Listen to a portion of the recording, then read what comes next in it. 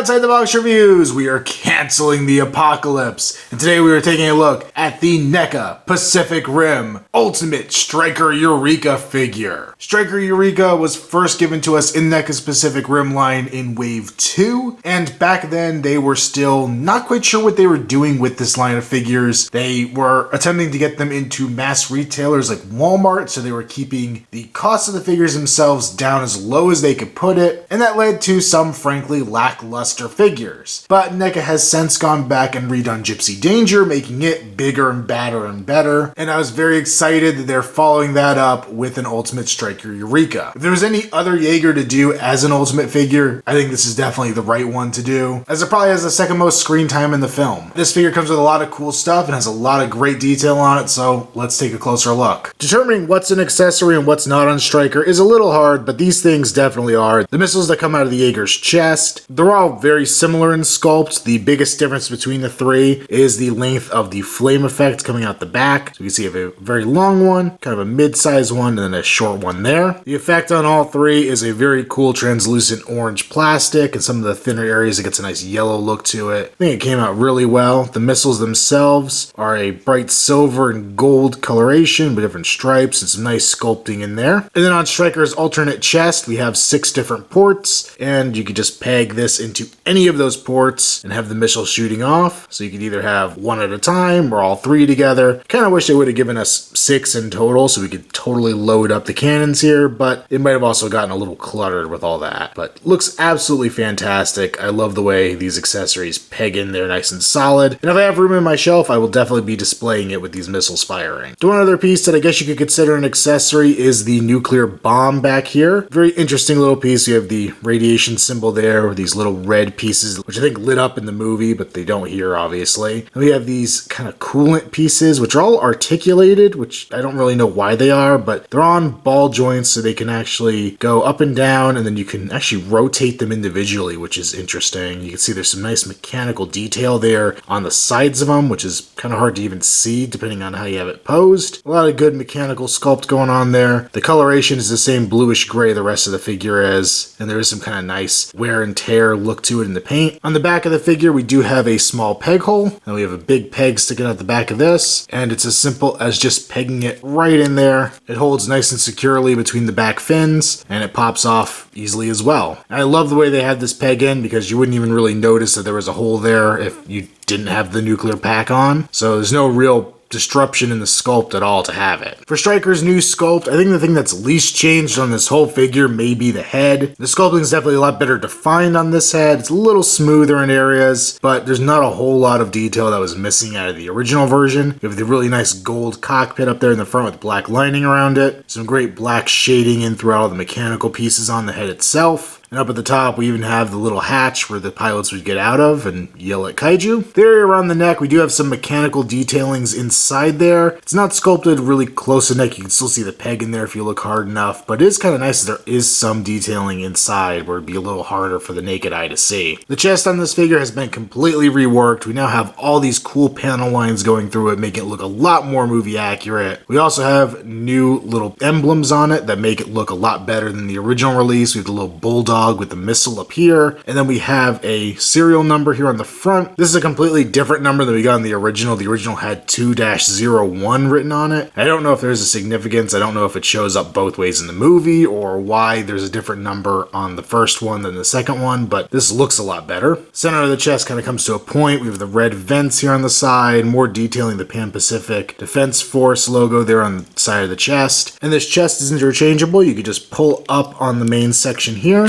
It'll pop right out. It has 2 big pegs in it, and you can see the ports inside. Then we can get our open chest and just peg it right in there. And I love the detail on it. We can see the 4 different sections that have come apart to reveal the chest cannons. The chest cannons are really nicely detailed. I love the silver and black paint in there. It looks very mechanical. You have big gears kind of off here on the sides, and I just think this is fantastic. I feel like this is something in an import release. If an import company was to do it, you would actually be able to move all these little hinges, and it'd be very fragile but very cool. cool. Here, NECA's provided a much lower tech solution that still looks fantastic. You have the two big fins here on the back. There's some nice paint applications on there. It's really simple overall. Just that grayish blue plastic with the black panel lines and then some additional black smudged all over it. But it really gives it a great battle damaged look. Got more vents down there on the lower part of the back. The kind of armored abs or whatever you want to call them on there. Here's the big shoulder pauldrons that stick out. There's some more coloration on here. Bits of yellow and blue thrown in the mix. Same detailing goes down the bicep. We also get a little bit of red in there as well. When we come down to the wrist gauntlet, mine has a little bit of blue paint that's gone astray, but I don't think it looks too bad overall. Very nice shape to it. We have the gold coppery look down here at the hand. The knuckles really well detailed with both hands being in fists. And then we have the blades here at the wrist that will flip out. And these are also much better detail with a bright gold in there. They are a little lacking in the paint department. They're very light blue as opposed to the grayish look of the rest of the figure, but they still work well. They are in the same kind of hinge system they were originally, where they kind of peg into these ports. These hide a lot better than the originals as well. They slide back into that gauntlet and are covered up pretty nicely so they look like they are part of the gauntlet, which I have to appreciate. Coming down to the legs, we have some nice mechanical looking joints down here at the hips, kind of high leg armor, more panel lining and all kinds of cool details there. Very mechanical looking knees, and then some really nice detail here at the feet, looking very mechanical and cool. Then we do get peg holes at the bottom of both feet, but no real detail on the bottom of the feet. For articulation, there's a good amount on this figure. We do get a ball joint there at the base of the neck, so Striker could look decently far down, not very far up, just based on the way this back piece is sculpted. Can rotate side to side,